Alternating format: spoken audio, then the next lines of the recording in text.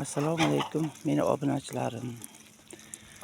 Mana bugun Surxondaryoda ham yomg'ir yog'ib, hozir to'xtadi. Hamma tomon chiroyli top-toza bo'lib qoldi, changlar yotib.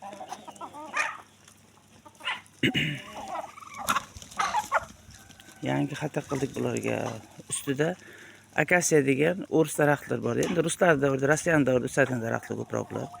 Shuncha o'ris daraxti deyiladi bular. Ana soya beradi hammasi. Soyaning tagidan xato qilindi. Oldidan quyosh tegadi.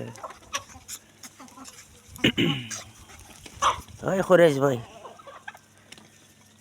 Bular keng joyda o'ynaydi. Nargi tomonda o'tlar o'sib chiqyapti. Yaxshi bo'lib qoldi, ancha ko'karib.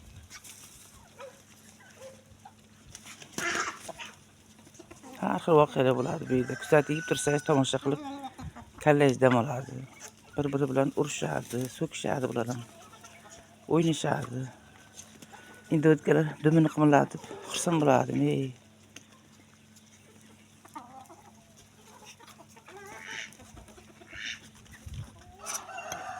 Shuncha chiroyli havo top, gazam yo'q.